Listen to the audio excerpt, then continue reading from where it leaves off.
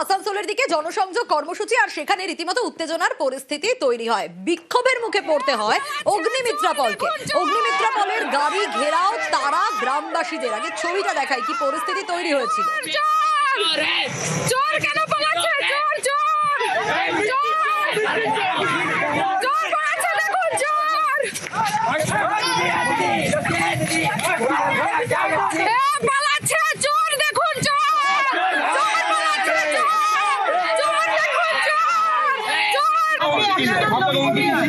আর এই যে ছবি দেখাচ্ছিলাম, পাড়ায় পাড়ায় দিদি ভাই এই কর্মসূচিতেই গিয়েছিলেন অগ্নিমিত্রা পল। কিন্তু কেন তাকে বিক্ষোভের মুখে পড়তে হলো সেখানে? কি কারণ? কেন এই পরিস্থিতি তৈরি হলো? এই যে ছবি দেখাচ্ছি আসানসোলের কালীপাহাড়ি মোড়ে, সেখানে বিজেপির অবরোধ হয়। অগ্নিমিত্রা পলের নেতৃত্বে জিটি রোড অবরোধ। কি পরিস্থিতি, কি অবস্থা? দীপক রয়েছে আমার সঙ্গে।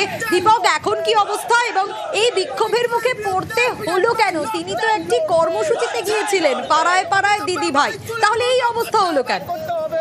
দেখো, এখনো অবরোধ চলছে এবং বিক্ষোভ এখনো চালিয়ে যাচ্ছে বিজেপি কর্মীরা।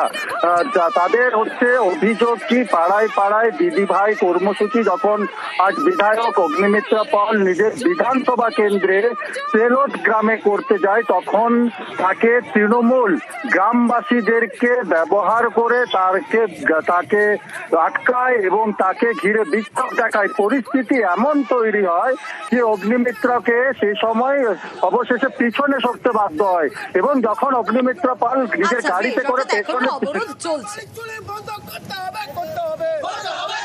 তৃণমূল আমাকে আটকাতে চাইছে। তৃণমূলের পঞ্চায়েত মেম্বার, তার নাম হচ্ছে সুবীর ব্যানার্জি। তিনি হঠাৎ করে স্কুটার নিয়ে হাফ প্যান্ট পরে চলে এলেন। এসে যেভাবে হেকেল করতে হয়, আপনি কি কাজ করেছেন, কি করে এলেন, আপনি এতদিন আসেননি, সমস্ত ওদের টিএমসির যে মহিলারা তাদেরকে আজকে আমার পিছনে ধাওয়া করিয়ে বিধায়ককে কাজ করতে দিচ্ছে না, বিধায়কের মুভমেন্টে বাধা দিচ্ছে, তাকে পুলিশ হ্যান্ডেল করতে পারছে না।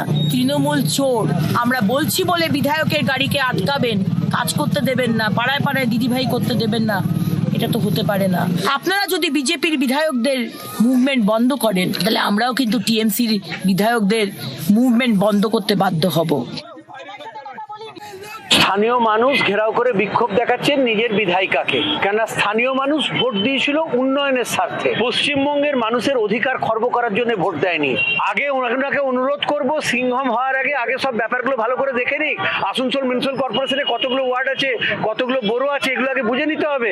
আসানসোলটাকে জানতে হবে, কেননা কখনো মেদিনীপুর, কখনো আসানসোল, কখনো এটা করে বেড়ালে হবে না। আসানসোলের মানুষের জন্য আসানসোলের মাটিতে থেকে কাজ করতে হবে।